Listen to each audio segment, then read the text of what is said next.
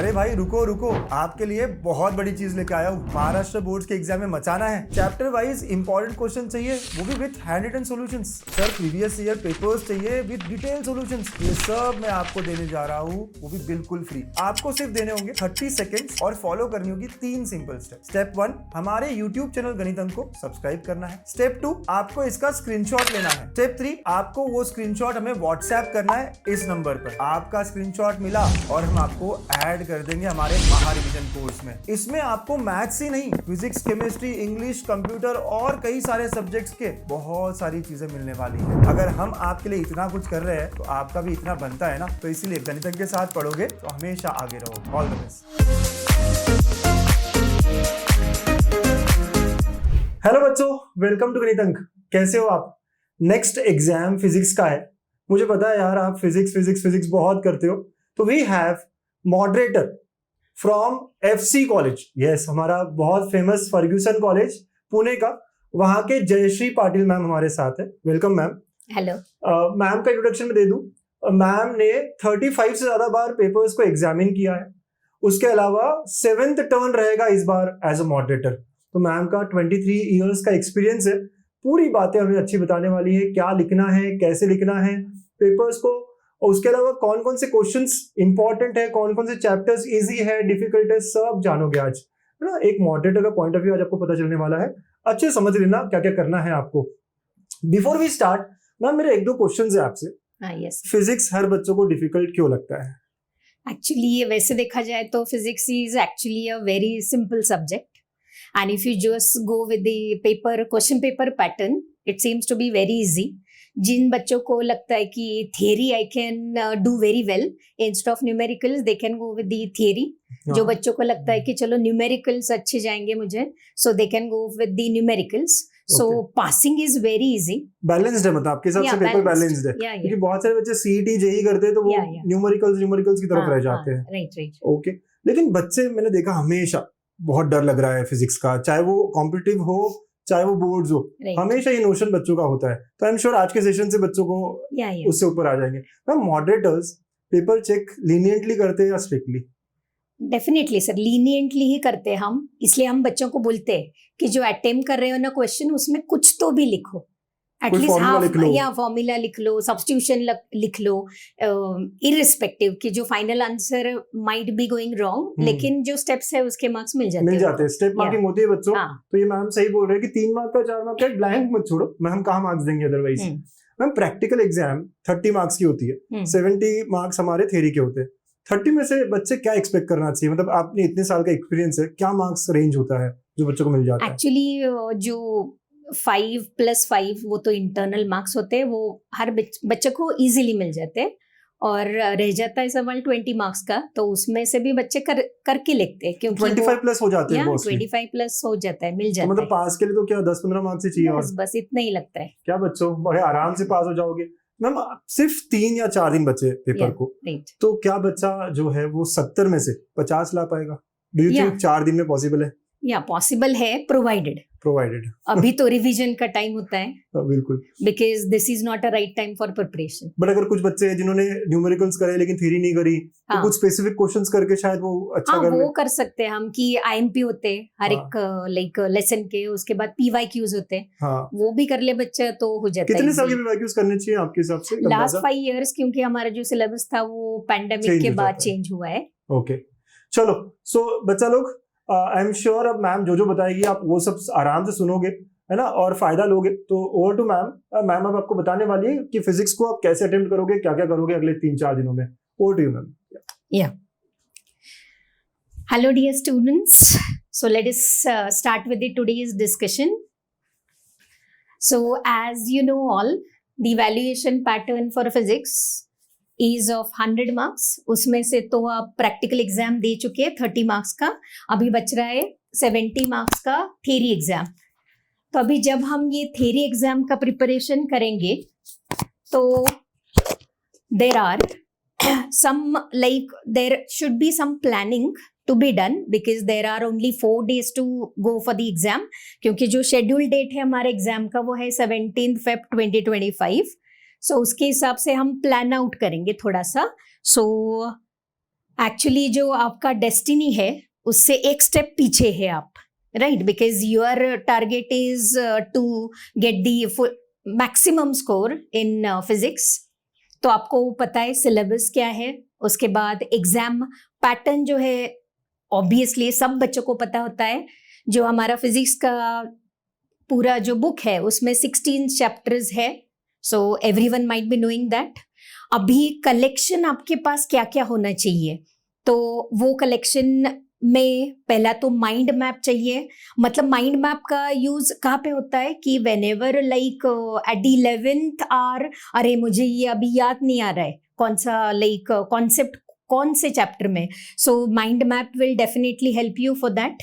After that एक formula sheet भी होना चाहिए आपके पास अलग से हर एक लेसन का.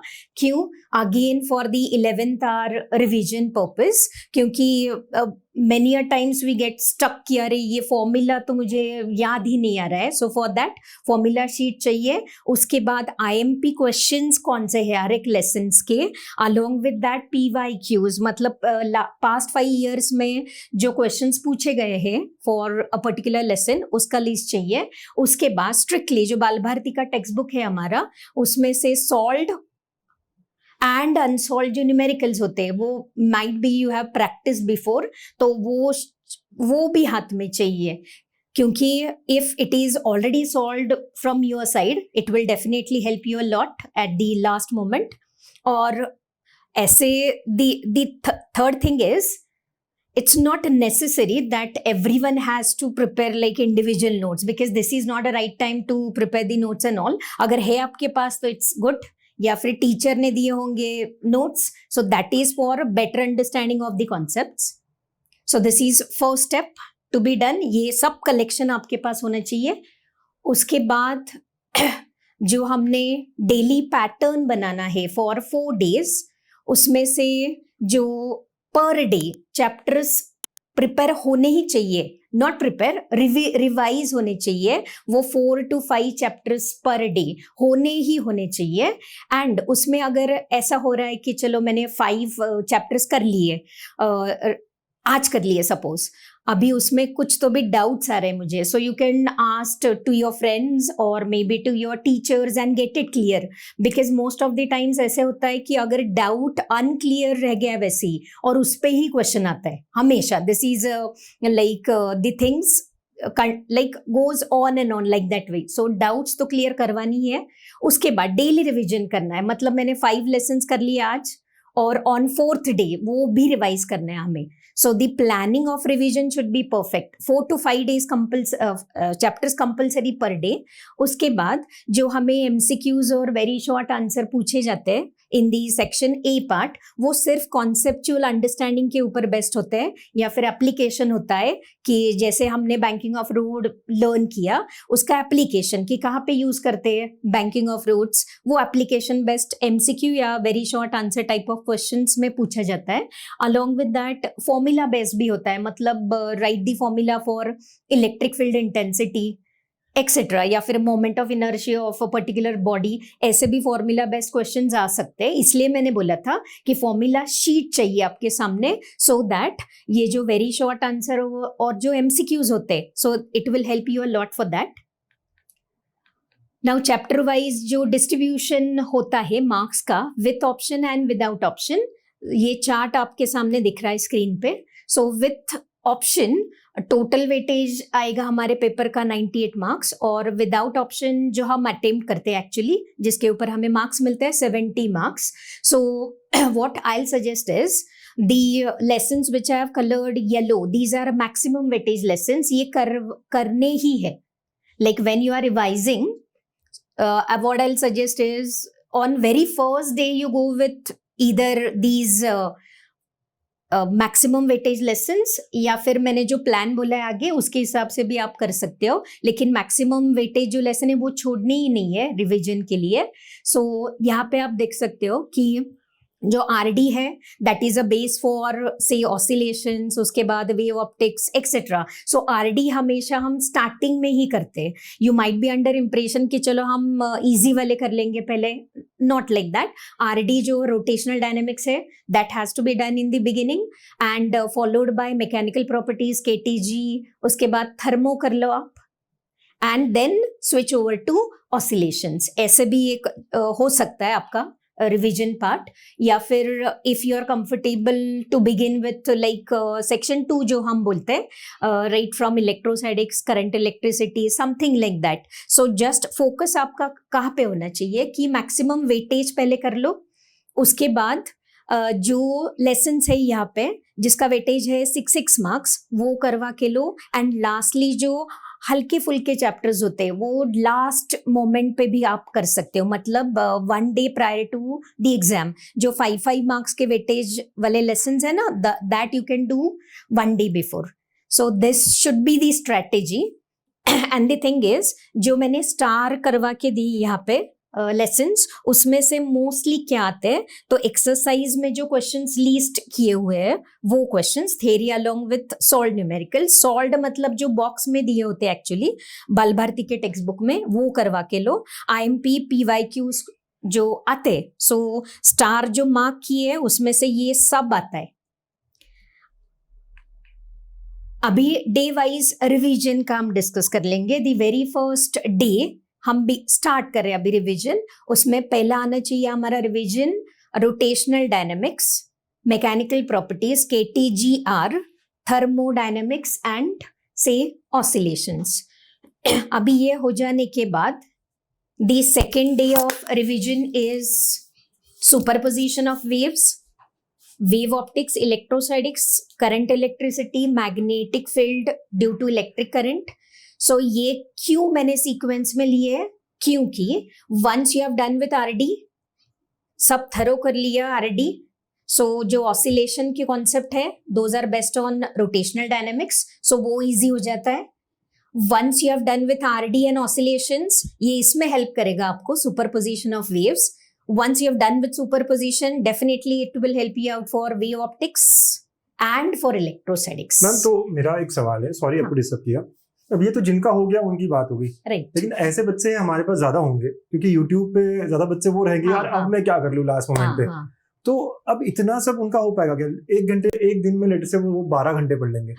डू यू थिंक 12 घंटे में 4-5 चैप्टर्स वो बड़े बड़े वो कर पाएंगे, या उनमें से क्या क्या करना चाहिए? Are you going to list that as well? हाँ, तो जैसे मैंने बोला कि मैक्सिमम वेटेज वाले तो छोड़ने ही नहीं है लेसन्स. बट अगर RD है, RD बहुत बड़ा है, अगर कोई अभी बैठेगा एंड लेट अस अज्यूम कि रिवीजन के लिए नहीं बैठ रहा, वो कुछ करने के लिए बैठ रहा है आज कि यार चलो रोटेशनल डायनामिक्स 7 मार्क का है, मैं करता हूँ, तो क्या वो करे और कितना घंटा उसको दे? मतलब अगर थोड़ा सा ये डाउट बच्चों का होगा. हाँ, मतलब जिनको अभी ये डर लगता है थोड़ा सा कि 3 मार्क्स के डेरिवेशन, 4 मार्क्स के डेरिवेशन, तो दे can go with 2 marks simple questions जो थ्योरी बेस्ड क्वेश्चंस होता है, जैसे डेफिनेशंस होते हैं, उसके बाद प्रिंसिपल होते हैं, लॉज होते हैं, उसके बाद माइट भी छोटे छोटे डेरिवेशंस होते हैं, न्यूमेरिकल्स हो सकते हैं, या न्यूमेरिकल्स. वो किया तो भी बहुत है, बिकॉज जो सेक्शन B है हमारा वो डिस्कस करने वाले हम, उसमें वो 2 मार्क्स के क्वेश्चंस अटेम्प्ट करने होते हैं. अगर बच्चा बैठा है तो उसने 2 या 3 घंटे देने से चैप्टर को मूव करना चाहिए. ऐसे नहीं कि एक चैप्टर लेके बैठा है. नहीं, वैसे नहीं, क्योंकि अगर हमने 10 घंटा भी पकड़ लिया पर डे, तो फिर 2 आवर्स और 3 आवर्स, क्योंकि ये जो है थर्मोडायनेमिक्स, इसमें तो आगे का जो पार्ट है हीट इंजन या फिर रेफ्रिजरेटर, वो रेयरली पूछा जाता है, तो पढ़ना नहीं है. हाँ, तो पढ़ा भी नहीं तो भी चलता है वैसे. And those who have done the preparation of JEE and NEET something, they are finding all these things very easy. या तो वो तो करके जाएंगे. ये जो पहला चैप्टर आप कह रहे हो इसमें तो डेरिवेशन ही ज्यादा है. हाँ, डेरिवेशंस ही ज्यादा है, लेकिन वो प्रोबेबिलिटी ऐसे होता है कि PYQs जो होते हैं वो ही रिपीट होते हैं. हाँ, ऐसे होता है वो. ठीक है, तो फर्स्ट डे, सेकंड डे, और बच्चों में बताना चाहूँ, हो सकता है आपके ना हो इतने, but you can plan in this order. ये भी हो सकता है कि इसमें से आप 3 करो, इसमें से 3 करो, या ऑर्डर मैटर्स. हाँ, ऑर्डर इंपॉर्टेंट है. ऑर्डर इंपॉर्टेंट है उसका. यस. अब आता है third day of revision. The thing is, as per like what I've heard about from student side, EMI, AC circuit, ये तो बहुत ही difficult lessons होते हैं. Electrostatics also some of the students are finding very very difficult. तो ये आप अभी तो थर्ड डे के रिवीजन को just keep it aside. EMI AC circuit ये आप बाद में कर लेना।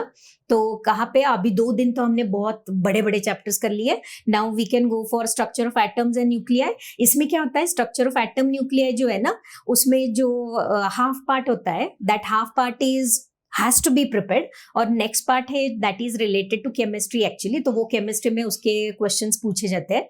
सो करना कितना है स्ट्रक्चर ऑफ एटम्स और न्यूक्लियर में, हाफ पार्ट ही करना है। सिर्फ हाइड्रोजन एनर्जी जो लेवल होते हैं और वो सीरीज होते हैं, बस उतने या बस उतने पे ही क्वेश्चन आते हैं, मोस्टली न्यूमेरिकल्स। और सेमीकंडक्टर जो है वो भी बहुत छोटा है, उसमें तो जनरली हम रेक्टिफायर्स करते हैं, लॉजिक गेट्स करते हैं, ट्रांजिस्टर, बस इतना कर लिया बच्चे ने।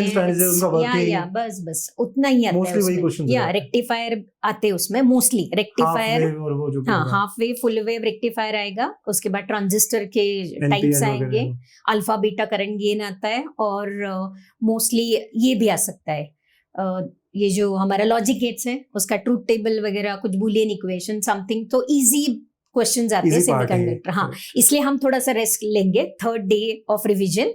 और EMI AC सर्किट अगर आपको प्लान करना ही है तो EMI में आप, it is completely theoretical lesson होता है एक्चुअली वो। सो उसमें से आप थियरी कर लो, मोस्टली ट्रांसफॉर्मर कर लो। उसके बाद जो सेल्फ इंडक्टेंस, म्यूचुअल इंडक्टेंस, वो करवा के लो आप numericals. AC circuit it is completely based on numericals, तो उसमें थियरी ज्यादा नहीं आता है। और अभी बचता है लास्ट डे, जहाँ पे अब बहुत ही हल्के जो चैप्टर्स होते हैं, ड्यूअल नेचर, वो ये हर एक बच्चे को आता है। ड्यूअल नेचर, मैग्नेटिक मटेरियल जो होता है, दैट इज बहुत ही छोटा चैप्टर। एंड अभी ये करने के बाद क्विक रिवीजन तो होना ही चाहिए। मतलब just I have to find out like where I am lagging, कि मैंने तो ये करवा के लिया लेकिन अभी मैं आई कांट रिमेम्बर कि अरे ऑलरेडी तो मैंने किया था, लेकिन अभी कुछ याद नहीं आ रहा है। सो क्विक रिवीजन एक होना चाहिए चैप्टर्स का। And while doing these all revision things, no, you have to take a proper sleep, have food on time, that matters, because 24/7 तो हम रिवाइज नहीं कर सकते ये, otherwise your health will be directly affected. और जितना हमने प्लान आउट किया है उतना तो स्कोर नहीं होने वाला है बच्चों का। और don't be under pressure, like the chances of failure is 0.00 something, because हर एक बच्चा तो पास इजीली होने वाला है। तो मैंने जैसा प्लान बोला, जितना होता है उतना करो, राइट। और मोस्टली फोकस हमारा होना चाहिए, एक फॉर्मूला हमें आना चाहिए, इरिस्पेक्टिव जो आंसर आता है या नहीं आता है, डजंट मैटर। उसके बाद जो छोटे छोटे क्वेश्चंस होते हैं, पार्शियल मार्किंग है, याद रखो बस। हाँ, बस हर एक स्टेप को मार्क्स मिल जाता है, वो राउंड ऑफ होता है section wise. So it is very easy actually बच्चों for physics to score. So अभी आता है day of exam. So the very first thing is reach in time to the centre, don't be under stress, relax होके जाओ आप exam को। Confidence तो loose करना ही नहीं है, क्योंकि हमें सब आता है, राइट। Stay calm. उसके बाद जो पेपर हम फिनिश करते हैं वो एक 10 मिनट पहले तो कंप्लीट होना ही चाहिए। And right now for board exam they have like increase the time duration, 10 minute थोड़ा सा बढ़ा के दिया टाइमिंग। हाँ, या मतलब बाद में होता है 2:10, 11 to 2:10 ऐसे किया है। अच्छा, ऐसा करा है? हाँ, ऐसा किया है। 10:50 था ना पहले, नहीं? No, it is right now 11 o'clock बच्चे को पेपर मिल जाता है। उसके बाद आफ्टर 10 मिनट्स एक्स्ट्रा मिलता है। सो क्रॉस चेक हो जाता है उसमें कि मेरा कुछ बचा हुआ होगा, कुछ अरे मुझे याद आया अभी, सो लिख सकते हैं, या स्टूडेंट कैन राइट इजीली। और जो वो मैंने बोला जैसे 10 या 15 मिनट होते बचे हुए, सो चेकिंग होना ही चाहिए उसमें पेपर का। अदरवाइज वो बाद में घर आके फिर बच्चे बोलते हैं अरे मेरा मिस आउट हो गया, वैसे नहीं होना चाहिए। सो प्लानिंग तो परफेक्ट होना चाहिए व्हाइल रेटिंग द पेपर। इसके लिए आप काम रहो, थोड़ा सा प्रेशर लेना ही नहीं है। अभी प्रायोरिटी लाइक मुझे सिर्फ स्कोर चाहिए 40 to 50 मार्क्स का चाहिए, सिर्फ 40 to 50 इज काफी for me. And those who want the full score from 60 to 70, उसको तो सब ही करना है, ऑल 16 लेसन्स। लेकिन जैसे मैंने बोला पहले से ही, सीक्वेंस एक प्रॉपर चाहिए, मतलब मैंने सोचा आरडी कर लेंगे उसके बाद इलेक्ट्रोस्टैटिक्स, ऐसा नहीं चलता है। सो आफ्टर आरडी एक सीक्वेंस हम फॉलो करेंगे टिल ऑसिलेशंस। अभी यहाँ तक हो गया मेरा मैक्सिमम वेटेज लेसन, उसमें ये भी है मैक्सिमम वेटेज का, यहाँ पे भी है, लेकिन the students are finding these lessons you know from difficult होता है, तो फिर वो थोड़ा सा हम बाद में भी कर सकते हैं, लेकिन ये सीक्वेंस नहीं तोड़ना है हमें ऑसिलेशंस तक का। और फिर हम नीचे से ऊपर जाएंगे, लाइक सेमीकंडक्टर करवा के लेंगे हाफ जो मेन है, क्योंकि सेमीकंडक्टर में न्यूमेरिकल्स है ही नहीं। Okay. सो सिर्फ थ्योरी पार्ट आता है उसमें, ड्यूअल नेचर पार्टली दोनों आता है उसमें, थ्योरी और न्यूमेरिकल्स। मैग्नेटिक मटेरियल्स वो भी पार्टली है, थ्योरी और न्यूमेरिकल्स। करंट इलेक्ट्रिसिटी और जो सुपरपोजिशन है ना, ये बच्चों ने तो प्रैक्टिकल में ही करवा के लिया है, because in practicals they have studied metre bridge, potentiometer, superposition में रेजोनेंस, सोनोमीटर सब करवा के लिया उन्होंने। So they don't have to like prepare separately for these two chapters. So it's very easy for them. वो ये सीक्वेंस फॉलो करे। Yes ये सीक्वेंस फॉलो कर लिया। और अगर बच्चे को लग रहा है कि नहीं ऑप्टिक्स तो मुझे डिफिकल्ट जाएगा, लेट इट बी। इलेक्ट्रोस्टैटिक्स तो बहुत ही डिफिकल्ट लेसन होता है, पर कुछ चीजें होगी ना जो हमेशा आती है, हाँ, वो कर वो जाता है एटलीस्ट छोटे कैपेसिटर। हाँ, इलेक्ट्रोस्टैटिक्स अगर करना है तो कैपेसिटर तो करके ही जाना है, पूरा चैप्टर छोड़ने से अच्छा एटलीस्ट सम ऑफ द थोड़ा जो इम्पोर्टेंट है वो ही करके जाना है। EMI AC सर्किट जैसे मैंने बोला कि ये ठीक है, आगे डिफिकल्ट साइड पे है तो थोड़ा सा वो थोड़ा ऑप्शन को रखा, जिस बच्चे को हार्ड जा रहा है वैसे भी चलता है। तो ऐसा थोड़ा सा स्ट्रैटेजी अगर प्लान किया तो फिर वो इजी जाएगा and no one will be under stress. अभी टेंटेटिव फोकस जो होता है, जैसे मैंने बोला कि अगर आप एक पर्टिकुलर चैप्टर बच्चों को दे पाएंगे क्या हम किसी तरह? हाँ, मतलब ये मैंने क्या किया था actually, the thing is I've just done the overall analysis of last 5 years paper और उसमें से एक टेंटेटिव डाला है मैंने कि आरडी है तो क्या आता है, जनरली डेरिवेशंस आते हैं, न्यूमेरिकल्स आते हैं 2 मार्क्स के, फॉर्मूला बेस्ड आता है, प्रिंसिपल और लॉज है उसमें, तो उसके ऊपर तो क्वेश्चंस आते ही हमेशा। तो एक एनालिसिस के ऊपर मैंने बनाया, इम्पोर्टेंट है, मतलब बहुत इम्पोर्टेंट है, लेकिन I am not like giving the assurance कि ऐसे ही आएगा। But still, being a teacher for 23 years, आपका analysis बहुत important है। So analysis के हिसाब से मैंने यहाँ पे ये लिस्ट किया है पूरा कि ऑसिलेशंस है, उसमें कॉन्सेप्ट्स बहुत है, डेरिवेशन पूरा मैथमेटिक्स है। ऑसिलेशन अगर देखा जाए so it's mostly based on mathematics और न्यूमेरिकल्स भी आते हैं उसमें। मोस्टली जो काइंड ऑफ इंटरेस्ट होता है ना ऑसिलेशंस का, वो सिंपल पेंडुलम का होता है, कि जो सिंपल पेंडुलम आता ही आता है।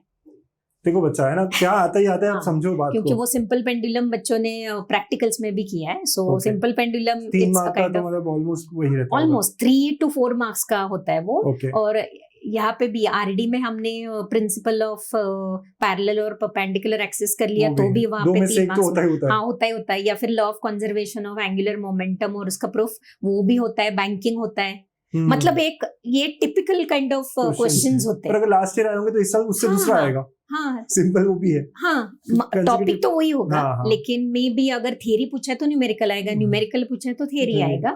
सो students you don't have to like worry at all. Exactly.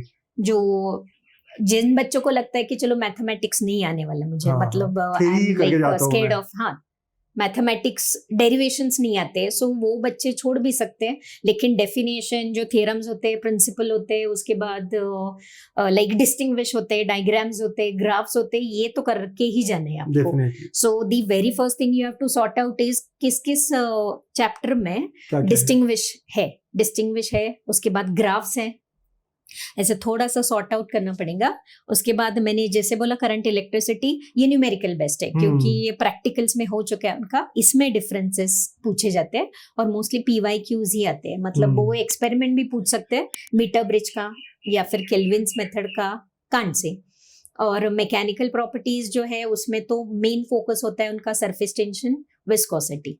जो फर्स्ट पार्ट है पास्कल्स लॉ और उसके एप्लीकेशन, उसका वेटेज टेंटेटिवली कम होता है। So main focus surface tension के ऊपर ही होता है और विस्कोसिटी के ऊपर होता है, क्योंकि उसमें डिफरेंसेस वगैरह है, लॉज भी है बहुत सारे, और सॉल्व न्यूमेरिकल्स। तो सॉल्व न्यूमेरिकल जो होते हैं ना बॉक्स में, मतलब बुक में वो तो करने देख के ही जाने। मोस्टली आप उसमें से क्वेश्चन हाँ पूछ हाँ, रहे हैं। मतलब प्रोबेबिलिटी होता है कि उसमें से भी आते हैं और अनसॉल्व में भी आते हैं, लेकिन Numbers आउट change ऑफ होंगे द ना? टेक्स्ट भी आ सकते हैं, क्योंकि अच्छा। डिफिकल्टी लेवल है 20% का, अच्छा अच्छा, तो आउट ऑफ द टेक्स्ट भी आ तो सकता नंबर्स है। चेंज करेंगे आप चैलेंजिंग ऐसा, मोस्टली हाँ नंबर चेंज होता है, और चैलेंजिंग थोड़ा सा जो बच्चा 65 अबव स्कोर करता है उसके उसके लिए लिए एक चैलेंज कुछ तो होना रहता है। चाहिए, इसलिए थोड़ा सा जज कर सकते हैं ना हम, यस, कि लाइक ये वो बच्चा अच्छा है। हाँ अच्छा है या नहीं। थर्मो में भी मैंने जैसे बोला लॉज, डेफिनेशंस, ये पूरा कर सकते हैं। पीवी डायग्राम्स आते हैं, न्यूमेरिकल्स, वेव ऑप्टिक्स, अगर डर लग रहा है तो उसमें सिर्फ प्रिंसिपल लॉस कर लो, कंस्ट्रक्शंस कर लो, न्यूमेरिकल्स, और जो डिफ्रैक्शन है वो ऑप्शन को डाल सकते हैं आप, क्योंकि डिफ्रैक्शन का रेयरली ये पूछा जाता है, इंटरफेरेंस तक आप कर सकते हो। देखो बहुत इंपॉर्टेंट बात है, आप सुनो अच्छे से सारे बच्चों की, क्या Right, आप नहीं करो वो भी इंपॉर्टेंट है समझना कम टाइम में।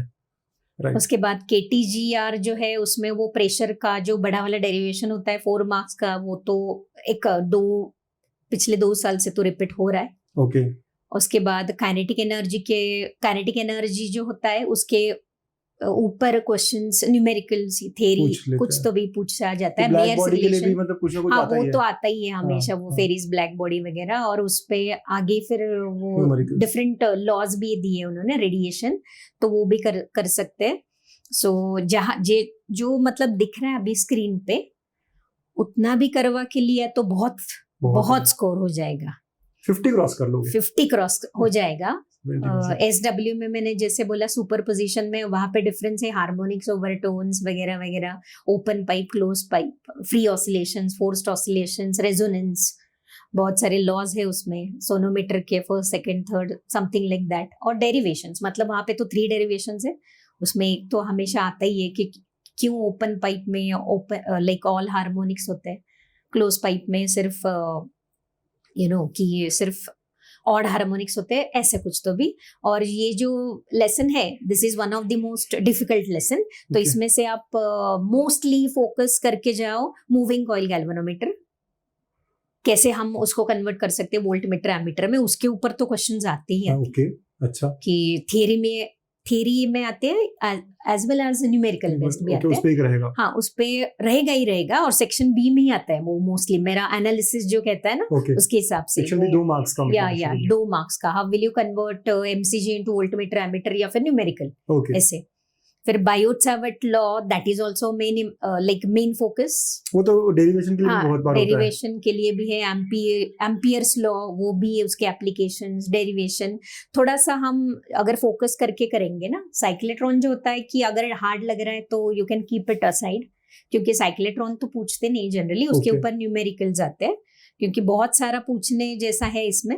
ओके, सो वो भी आप कर सकते हो, न्यूमेरिकल्स कर सकते हो फोर्स के ऊपर। यहाँ पे टॉर्क का एक बहुत बड़ा डेरिवेशन है, अगर वो डिफिकल्ट लग रहा है सो you can keep it aside for this exam. Like अगर स्कोर 50 के आसपास चाहिए, if you want full score तो सब करना करके आना पड़ेगा। है, वो तो है, करेक्ट। वो तो देखो मतलब क्या क्या करना है पूरा स्लाइड पे दिया है, यू कैन गो थ्रू। अब बहुत इंपॉर्टेंट स्लाइड है, और क्या नहीं करना है मैम खुद बता रही है, अब एक एक वर्ड सुनो अच्छे से, क्योंकि कुछ चीजें आप छोड़ भी सकते हो, ये इंपॉर्टेंट है। हाँ, क्योंकि 24/7 किया तो भी नहीं हो सकता ये 3-4 दिनों रिवीजन, में कैसे 16 होगा? Days, it's not possible. अगर आपका रिवीजन चल रहा है तो इट विल डू, और रिलैक्स रह सकते हो आप कि मेरा हो गया अभी पूरा 16 लेसन का हो गया मेरा रिवीजन। सो अब अभी देखते हैं हम मैग्नेटिक मटेरियल्स। तो ये बहुत ही छोटा सा लेसन है, उसमें डिफरेंसेस आते हैं diamagnetic, paramagnetic, ferromagnetic, domain theory और न्यूमेरिकल्स। न्यूमेरिकल्स आते हैं उसमें, वो हिस्टेरेसिस कर्व वगैरह जो है उसके ऊपर हार्ड रेयरली क्वेश्चन आता है, लेकिन वो जो डेफिनेशन है उसके रिलेटेड रिटेंटिविटी वगैरह वगैरह वो करके जाओ आप। और जो ड्यूअल नेचर है उसमें तो हर्ट्ज एक्सपेरिमेंट, उसके बाद जो ग्राफ्स है, the photoelectric current is affected by which factors, उसके ग्राफ है वो भी करके जाने। और न्यूमेरिकल्स तो आती इसमें 3 मार्क्स के न्यूमेरिकल पूछे जाते हैं, और डायग्राम बेस्ट है ना ये लेसन पूरा, तो डायोग्राम तो आने ही आने हैं, ग्राफ्स भी आने हैं। सेमीकंडक्टर जैसे मैंने बोला कि वो ये तो करना ही है, rectifiers, zener diode as a regulator वो करना है, लॉजिक गेट्स और ट्रांजिस्टर पूरा करके जाना है, पीएन उसका वर्किंग। अभी बात करते हैं हम इलेक्ट्रोस्टैटिक्स का, तो उसमें कैपेसिटर तो करना ही है। कैपेसिटर अगर गॉस लॉ और उसके एप्लीकेशंस थोड़ा सा like if you are finding difficult one, तो फिर कैपेसिटर कर लो, थोड़े एप्लीकेशन जस्ट गो थ्रू कर लो बिकॉज न्यूमेरिकल्स आते हैं उसके ऊपर, okay find electric field intensity वगैरह। वेन डी ग्राफ जनरेटर का डायग्राम मोस्टली पूछते हैं।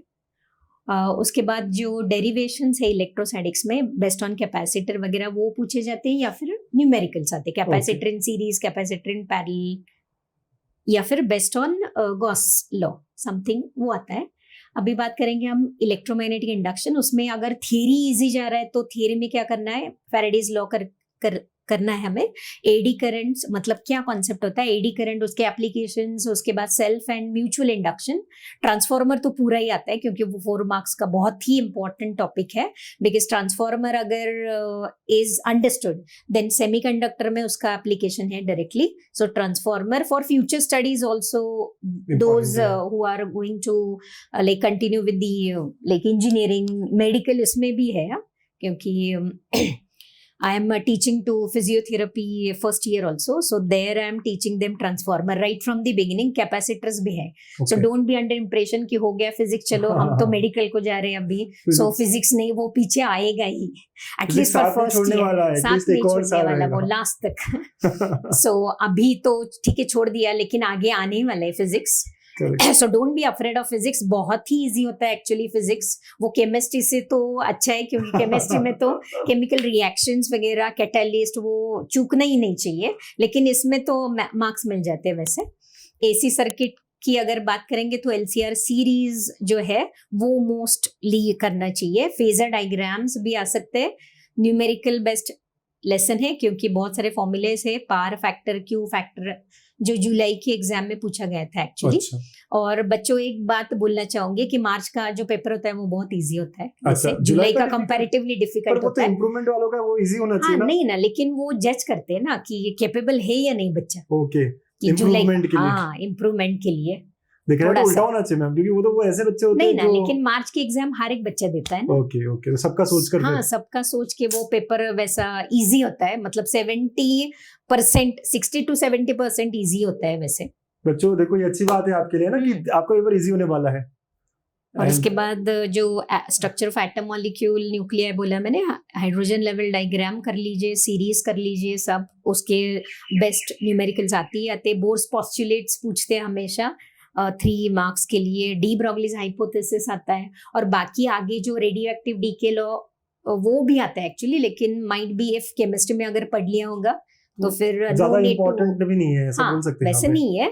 और फ्यूजन फिशन रिएक्शन को केमिस्ट्री में भी है, सो इतना तो काफी है टू वर्क विद। काफी एग्जॉस्टिव लिस्ट है ये, आई थिंक अगर कोई कर ले तो बहुत बढ़िया है यहाँ पे।